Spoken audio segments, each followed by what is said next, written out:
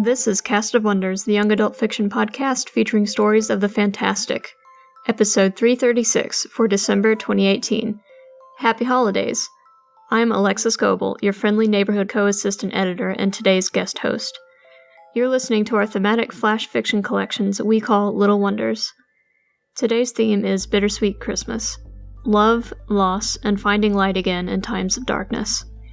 Our first story is The Night Before Never by Jerry Lean, first published in Tin Flash Quarterly, January 2011. Jerry Lean lives in Northern Virginia and originally hails from Seattle. In addition to being an avid reader and an at times sporadic writer, she's passionate about horse racing, tea, whiskey, and art. She has work appearing in Nature, Orson Scott Card's Intergalactic Medicine Show, Daily Science Fiction, Grievous Angel, Grimdark, and others. She's edited several anthologies for independent presses, is finishing an urban fantasy novel, and is a member of SFWA and HWA. See more at jerrylean.com. The story is narrated by Nick Owers. Nick Owers lives in London. He likes to tell stories.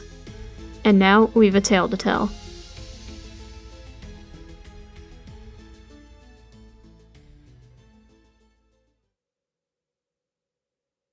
The Night Before Never by Jerry Lean. Narrated by Nick Owers. Chris Kringle moved silently through the workshop, making sure nothing had been forgotten by the elves. Normally, they'd be starting their post-toy-making frenzy party, but this year the group was more subdued, the carols on low, with no one making merry or wearing lampshades. Chris sighed and lifted his hand in a wave as he passed the break room. Inventory. Yes, inventory would take his mind in the direction it needed to go. Toys? Check. Lumps of coal? Check. He peeked out the window. Elves hooking up the reindeer? Check. Reindeer fat, but not too fat, they did have to fly. And happy? Check. Rudolph's nose at full power? Check. As Chris moved from the workshop to the adjoining kitchen, he sniffed. Apple pie, baking, ready to eat when he got home? No. Chris. The voice, soft and scratchy from the bedroom. Their bedroom, his and Hilda's. What is it, my love? He tried for the jolly booming voice of years past. He failed. She was trying to sit up in bed, and he hurried to her, plumping pillows and smoothing covers in some vain attempt to make everything better. She was dying. It was never going to be better. You should get dressed. Her eyes were red, but not from crying. From sickness and age and the cold, probably. Why had he dragged her up here to this godforsaken place full of toys and elves and reindeer, but nothing for her? Just for her. Except for him. And he left her on Christmas Eve every year. And then slept through a good part of Christmas Day, belly full of her pie and the cookies and milk left by the kids and their parents. Cookies and milk that would curdle in his stomach this year, if he could even make himself squeeze down the chimney. He knew ho-ho-hoing was out of the question. You couldn't fake that kind of jolly.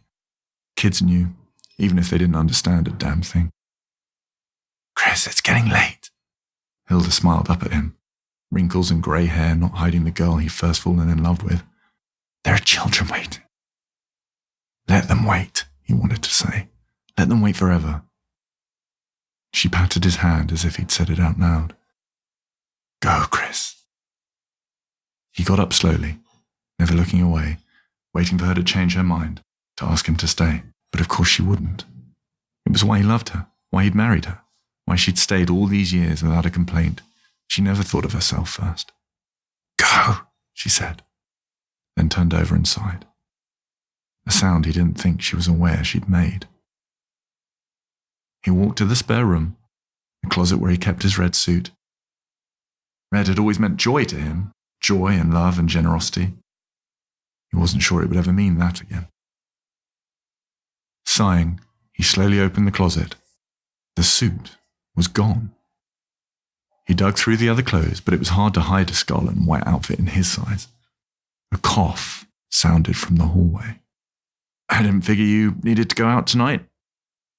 Sal, his oldest friend, the foreman of the elves, also the shortest and the grumpiest, and wearing the suit. It was rolled and taped and pinned to fit him. He'd stuffed it with a pillow to make the belly stick out. He wore white cotton as a beard and had covered his head with the Christmas tree flocking spray. He looked utterly ridiculous, and Chris told him so. "I think I look damn good, boss." Sal's language was, as ever, atrocious. "You're too short.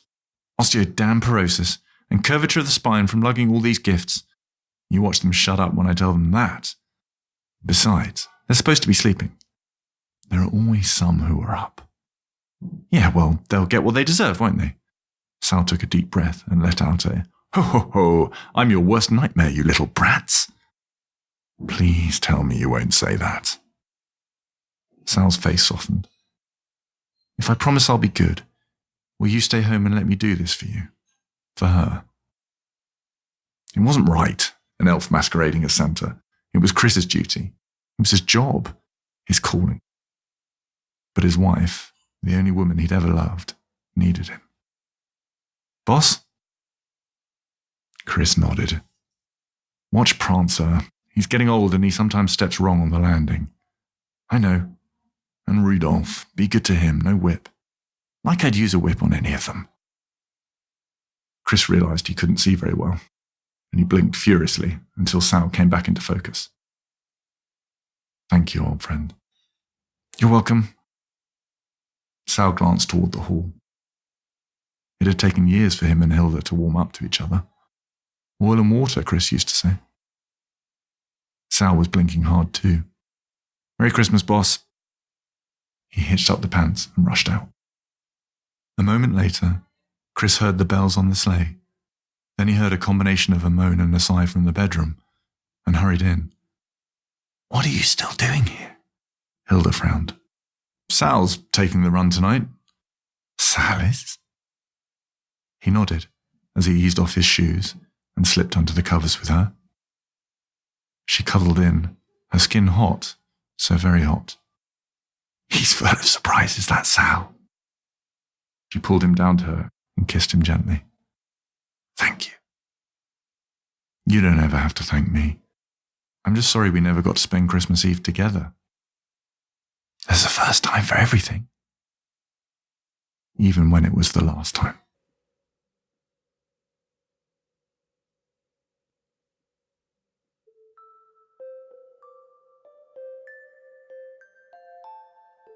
It can be so hard to let someone step in for you in a time of need, and no less so for the world's jolliest 12-hour overachiever. Stories like this remind us that we don't always need to be strong. The culture of stoic, stiff upper lip forbearance is a life-shortening fool's game. Don't believe me? Read literally anything about toxic masculinity. Sometimes we just have to give ourselves a break. Sometimes what we really need is to acknowledge our feelings and snuggle under a blanket with someone we love. Our next story is A Little Something for Christmas by Kat Day, first published on thefictionfile.wordpress.com. Kat Day is a writer and teacher currently living in Oxfordshire in the UK with her husband and their 2 rambunctious daughters. Their house is full of dragons, although sadly not real ones. They're tough on the furniture. She has been published in daily science fiction and in 24 stories, an anthology to raise money for the PTSD-related needs of the Grenfell fire survivors. You can read more of her work at thefictionfile.wordpress.com. The story is narrated by the incredible tag team duo of Alistair Stewart and Chloe Yates. When Alistair Stewart is not hosting Pseudopod and Escape Pod, or running Escape Artist Inc., he's professionally enthusiastic about genre fiction on the internet at places like Tor.com, Barnes & Noble, The Guardian, Uncanny Magazine, Sci-Fi Now, and MyMBuzz. He's an Emmy-nominated tabletop RPG writer for his work on Doctor Who Adventures in Time and Space. His other RPG writing includes Star Trek, The Laundry Files, Primeval, Victoriana, All Flesh Must Be Eaten, NEW, and Chill, meaning he's got a playbook for any variety of invasion you can name. Alistair's first collection of expanded podcast essays, Pseudopod Tapes, is available from Fox Spirit Books with Volume 2, Approach with Caution, out in 2018. His short stories can be found in the Fox Pockets anthology series from Fox Spirit, among other places. He lives in the UK with the love of his life and their ever-expanding herd of microphones. Follow him on Twitter as @AlistairStewart or at his blog, The Man of Words. Chloe Yates is a writer of odd stories. She has written several short stories for Fox Spirit Books and is currently working on both a collection and a novel for them. She lives in the middle of Switzerland with her bearded paramour, Mr. Y. And now, we've a tale to tell.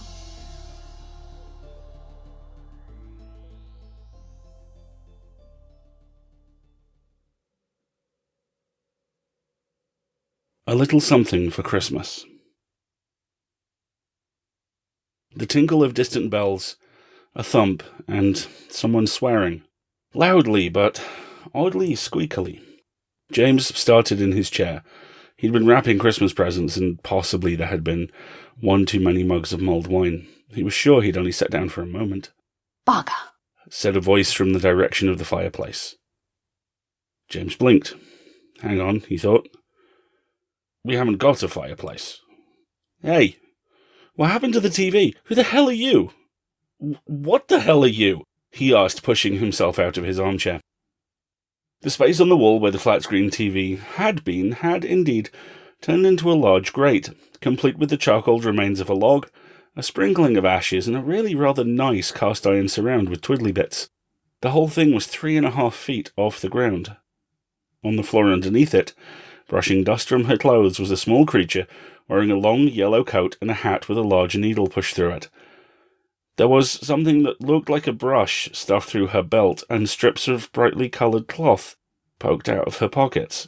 All right, keep your ear on. I'm just helping out. It's all hands on deck these days. The big man can't get to every house with kiddies in it on Christmas Eve. He has to delegate. Not just elves these days, neither. Us brownies get collared too. Even the tooth fairies has to help out.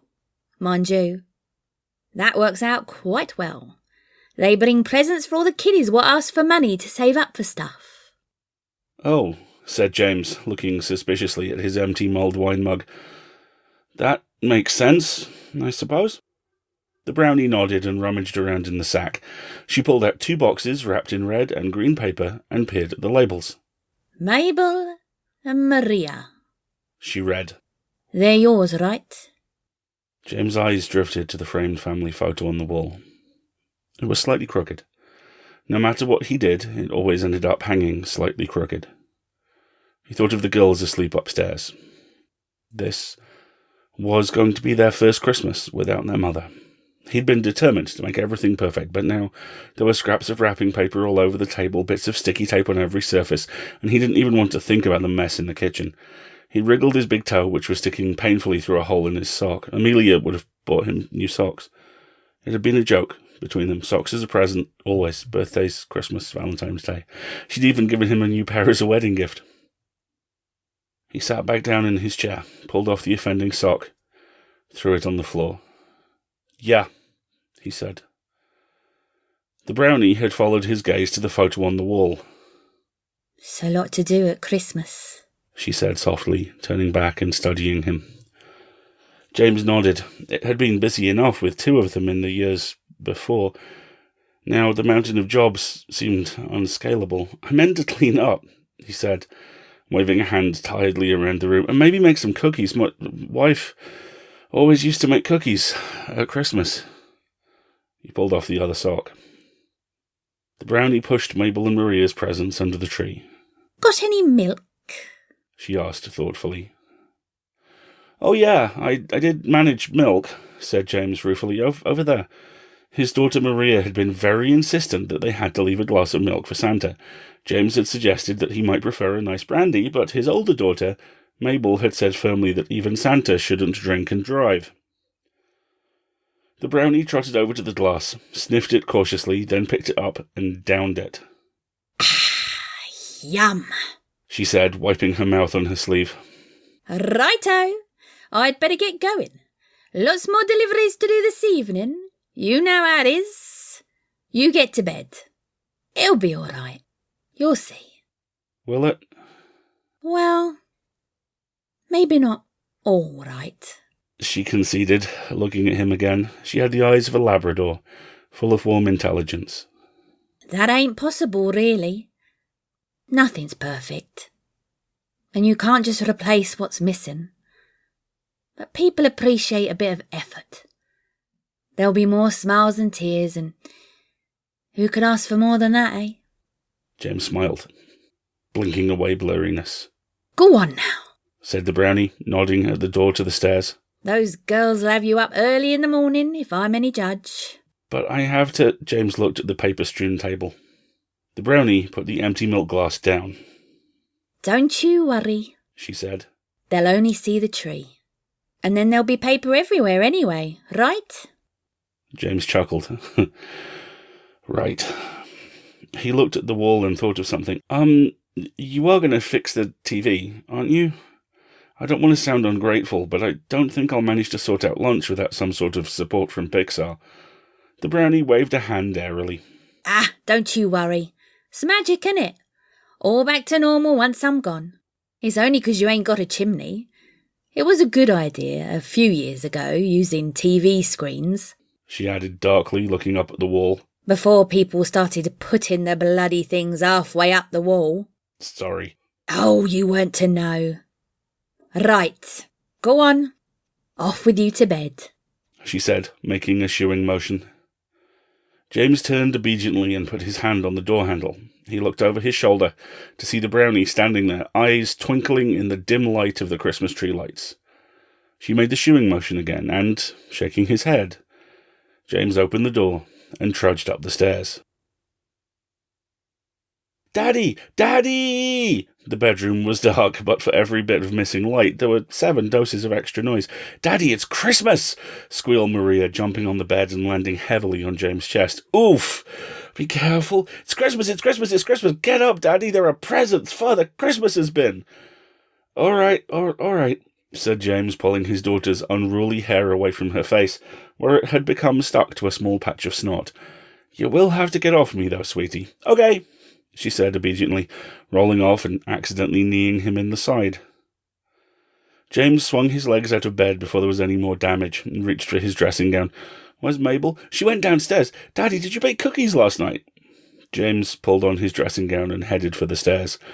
I was going to, but I ran out of time. We'll make some... He opened the kitchen door and stopped, staring. There was a huge plate of cookies on the worktop, iced with snowflake and Christmas tree patterns.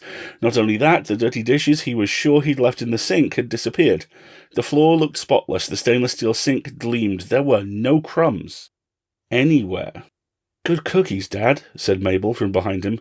She crunched, just like the ones Mum used to make. James nodded slowly and walked into the living room. Maria had darted down the stairs and was now sorting through an artfully arranged pile of presents under the tree, which looked rather more symmetrical than it had last night.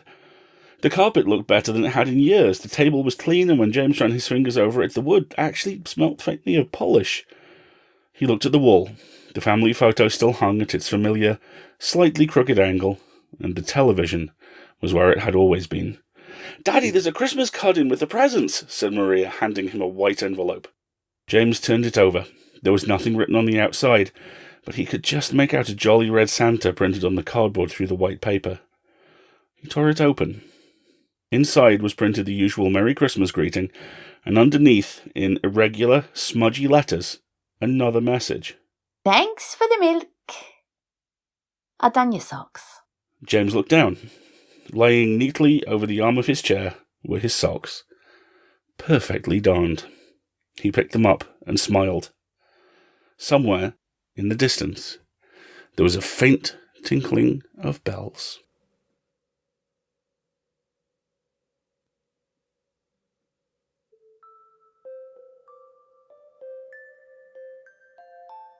Kat told us, Christmas is a strange time of year, when sadness and loss crash against happiness and jollity for many families. I wanted to write something that had a little bit of sadness, but that was also uplifting. It is Christmas, after all. Like the brownie says, there'll be more smiles than tears, and who can ask for more than that, eh? On the behalf of everyone here at Cast of Wonders, we wish you and yours the best possible holiday season. Hang in there, friends. Join us next week for our last story of 2018, Silkstrand, A Minute Of, by Anton Stark. We love bringing you the best audio fiction week after week, but it's impossible without your help. You're the gas in our tanks, the wind in our sails, and the electro-scooters we rely on. Please consider lending a hand. If every one of EA's listeners threw in just a few dollars a month, we'd be able to do so much more. Check our website for Patreon and PayPal links, where a $5 a month subscription gets you access to our digital convention table of goodies. And if cash is tight, there are plenty of other ways to boost our signal. Rate and review us on Spotify, iTunes, or wherever you listen, or review our stories. That's good for our authors as well as us. Remember to tag us. We're at Cast of Wonders on Twitter and on Facebook. And pop over to the EA forum, forum.escapeartist.net. There's always something new happening. Cast of Wonders is a production of Escape Artist Incorporated and is brought to you by Assistant Editors Catherine Inskip and Alexis Goebel, Associate Editors Tanya Bezpalko, Amy Brennan, Alicia Caparoso, Trace Fontil, William Heitmeyer, Andrew K. Ho, Sean Proctor, Ray O, Susie Rodriguez, Carissa Sluss, Emma Smales, and Chris Tang, Audio Producer Jeremy Carter, Community Manager Danny Daly, and our editor and host, Marguerite Kenner. Our episodes are released under the Creative Commons Attribution, Non-Commercial, No Derivatives 4.0 International License. That means you can download or listen to the episode on any device you like for free, but you can't change it or sell it. Our theme music is by Alexei Nov and available from Promo DJ or his Facebook page. Thanks for listening.